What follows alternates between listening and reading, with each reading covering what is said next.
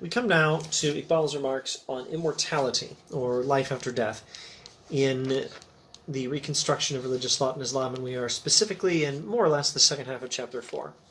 And I think I will skip some remarks he makes on Nietzsche, on Kant, and on William James, Western philosophers though they are, in whom I have some competence.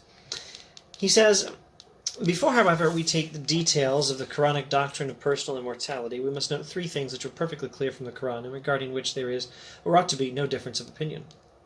One, that the ego has a beginning in time, and did not pre-exist its emergence in the spatio-temporal order.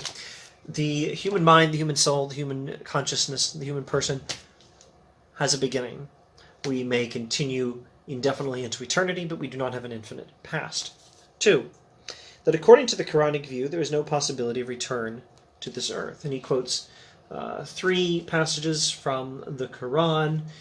For example, in the third passage, the germs of life, is it ye who create them, or are we their creator? It is we who have decreed that death should be among you.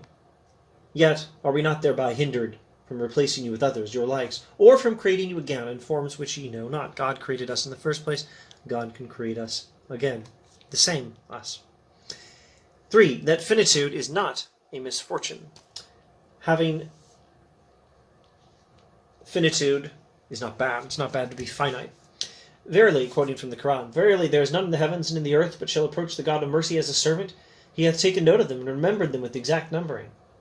And each of them shall come to him on the day of resurrection as a single individual. Iqbal comments, this is a very important point and must be properly understood with the view to secure a clear insight into the Islamic theory of salvation.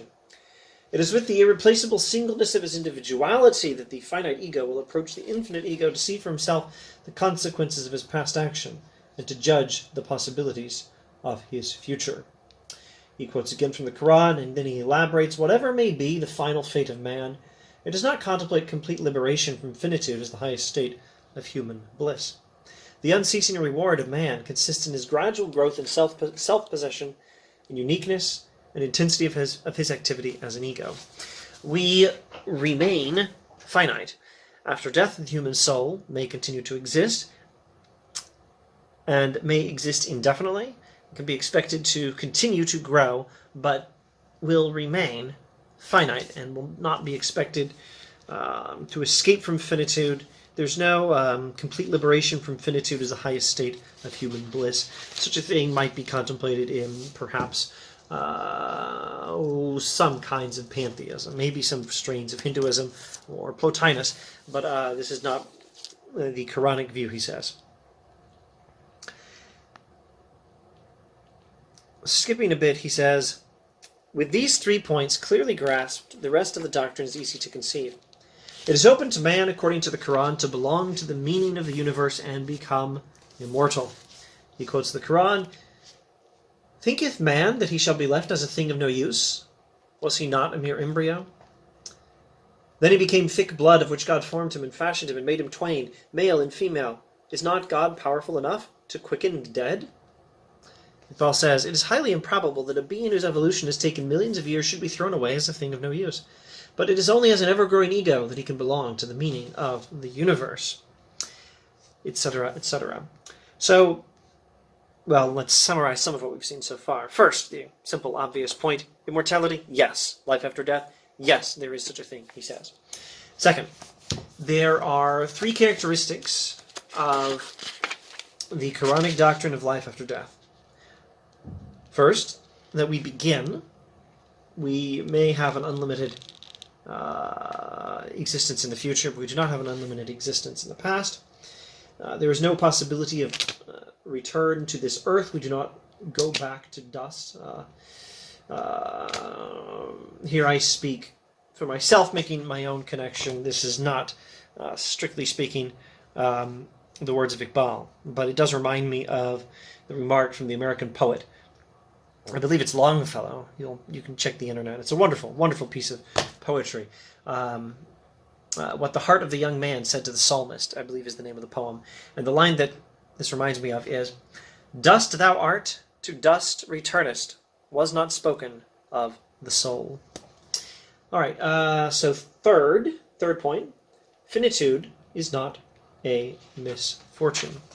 And so first, immortality, yes. Second, these three characteristics of immortality. And then third point, although there were 3 points within that second point, third point, immortality involves growth. And now let's call this our fourth point. The way we think about the future of the human soul after death ought to be informed by what we know of the past of the human soul empirically. And in this case, that includes evolution. Iqbal is, it would seem, a theistic evolutionist. And there's some interesting remarks on the subject here in chapter 4. Let's see. Let's not go there yet. Let's go to this passage. Personal immortality, then, is not ours as of right. It is to be achieved by personal effort. Man is only a candidate for it. The most depressing error of materialism is the supposition that finite consciousness exhausts its object, etc. Death, if present action has sufficiently fortified the ego against the shock that physical dissolution brings, is only a kind of passage to what the Quran describes as barzakh. The records of Sufistic experience indicate that barzakh is a state of consciousness characterized by a change in the ego's attitude towards time and space.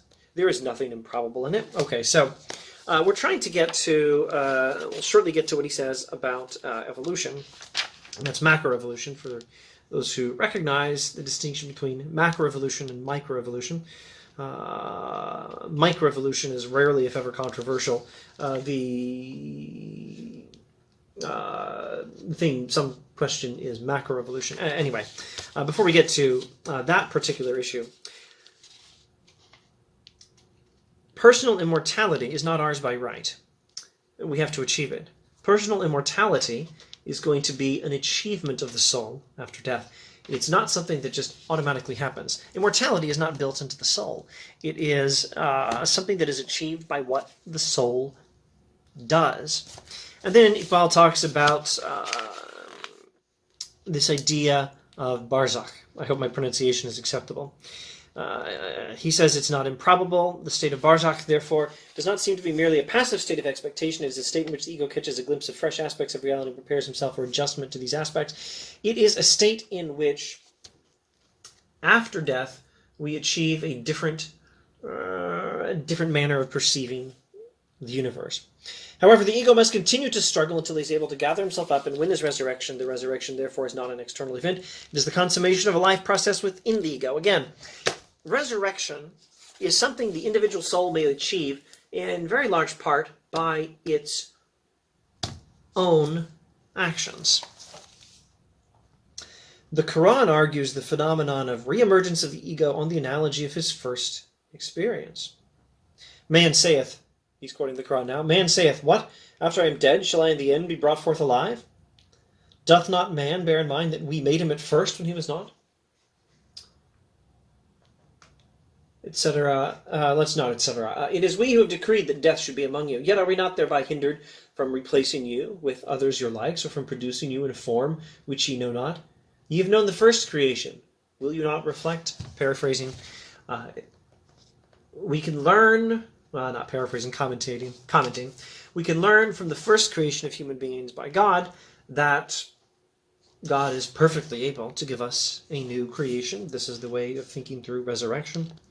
And accordingly, Iqbal says, how did man first emerge? So now back to this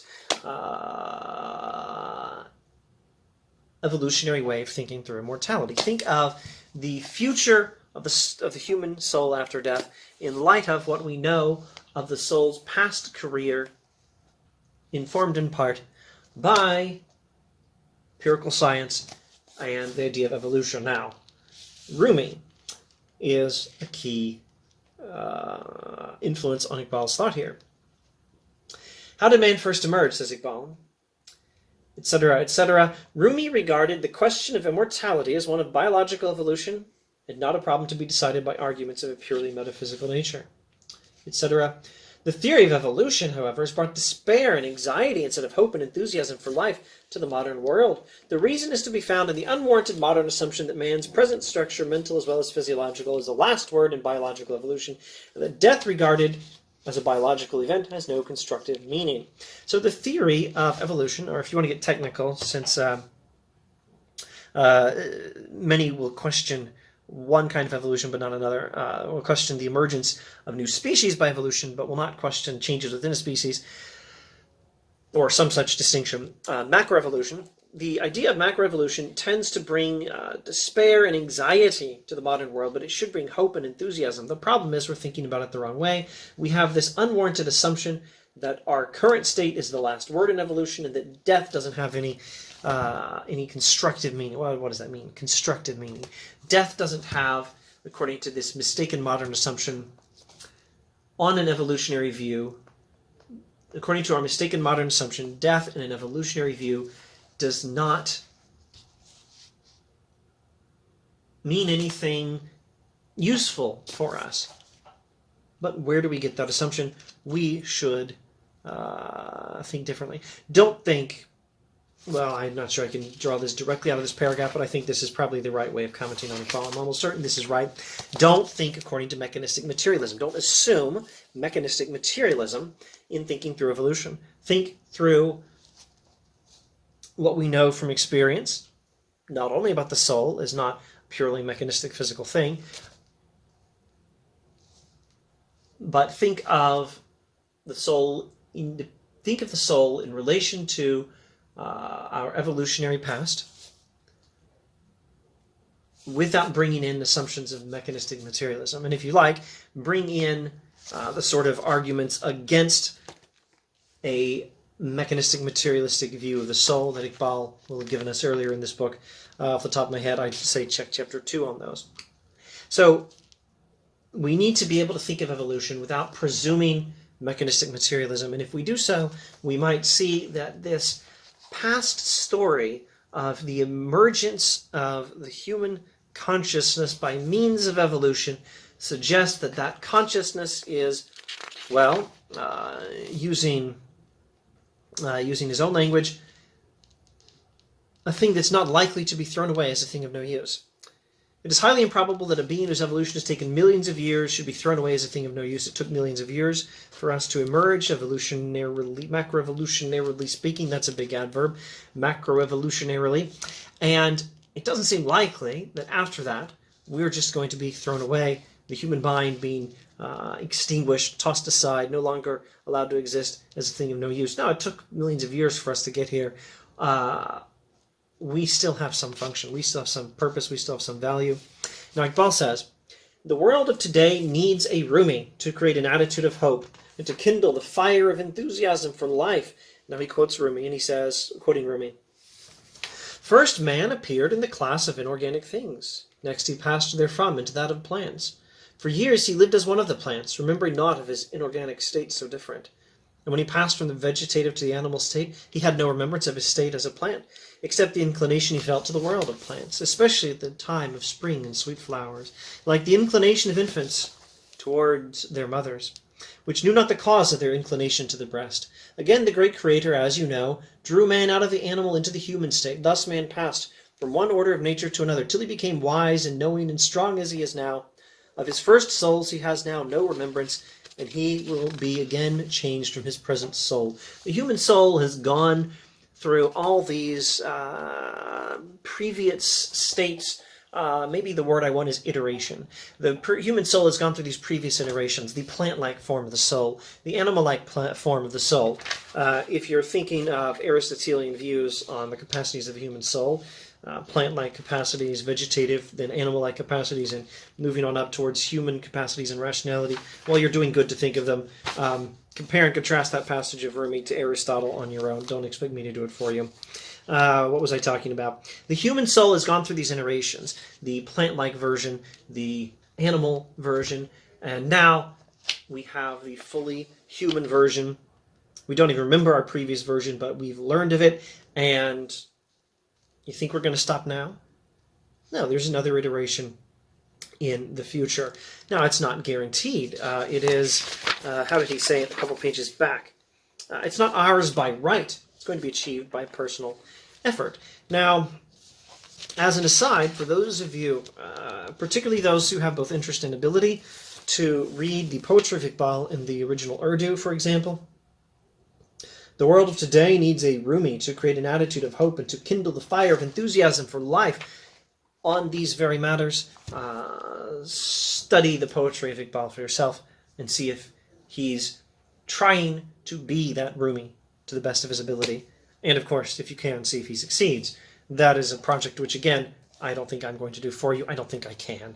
But anyway, I can give some brief philosophical remarks on the end of chapter 4.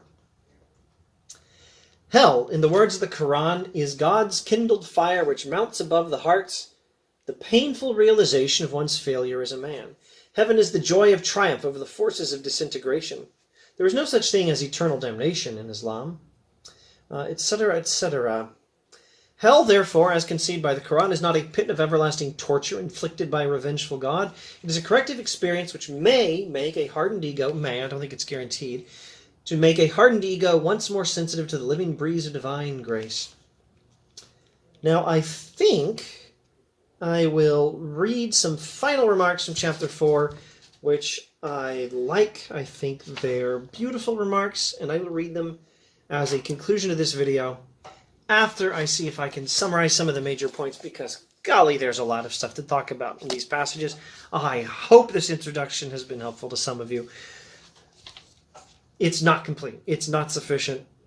Do your best to read this on your own if you have the time and the ability and the motivation. All right. What have we learned about Iqbal's views of immortality? I will now give a summary, if I can, in bullet points, and I am sure to miss some, but I hope this summary I'm about to give will cover enough to be useful. First, immortality. Yes, there is life after death. Second, there are 3 characteristics of the Quranic, the Islamic view of immortality, namely that the human ego or consciousness or mind has a beginning in the past, that it is finite and that finitude is not bad, and that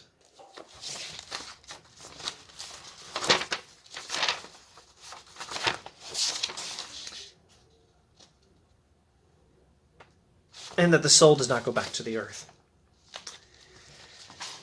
Second, immortality is not something guaranteed, but it happens as an achievement of the soul through its own actions.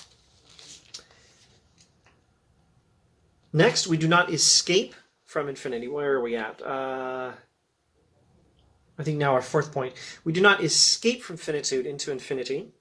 We are connected to the infinity of God, he'll explain, but we are not ourselves going to be finite. We are not ourselves going to be infinite. We are finite but connected to God. We do not escape from finitude into infinity, and we don't need to. Finitude is a good state.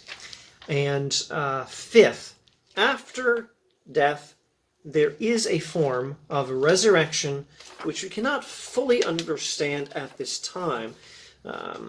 Philosophically speaking, therefore, we cannot go farther than this, that in view of the past history of man, it is highly improbable that his career should come to an end with the dissolution of his body. There is going to be, at some point, some form of immortality by resurrection, immortality including resurrection, but we can't fully understand it at this time, although we can reflect, and I think now I'm on my 6th point of this particular summary of this second half of chapter 4. 6th, we can learn from the past of the human soul, particularly macroevolutionarily conceived. We can learn that the human soul is a thing which over millions of years has gone through various iterations, is not likely to finish with this current iteration.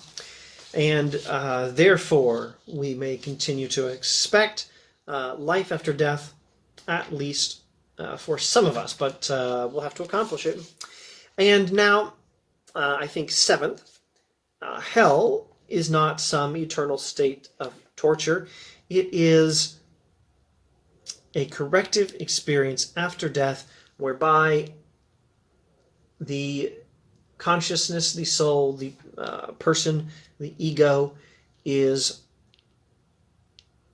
corrected and hopefully made more receptive to the influences while the living breeze of divine grace. I think we can paraphrase that as the beneficent influences of God. I think that would be an acceptable paraphrase. Now, finally, let's just... let's also mention, was that the seventh point? Let's also add an eighth on heaven. Heaven is the joy of triumph over the forces of disintegration. Heaven is not so much a place as a state of being. Heaven is the joyful, continuing existence of the soul after death, no matter what has happened to the body. Although, again, we expect God to grant us some form of resurrection eventually. At least in part by our own achievement, I think. But, well, yes, I believe so. I believe you'll find that the influence of God and the influence of the soul's own effort after death are going to both be factors in the eventual resurrection. Don't quote me on that. Read the text for yourself if you want to be sure. Now, finally, let's look at reading the text for ourselves. The third and fourth and fifth last sentences of chapter 4. Iqbal says, commenting on life after death as using an idea I'm getting from C.S. Lewis that I think is an appropriate comparison here. Life after death as an adventure. He says, nor is heaven a holiday. Life is one and continuous. Man marches always onward to receive ever fresh illuminations from an infinite reality, which every moment appears in a new glory.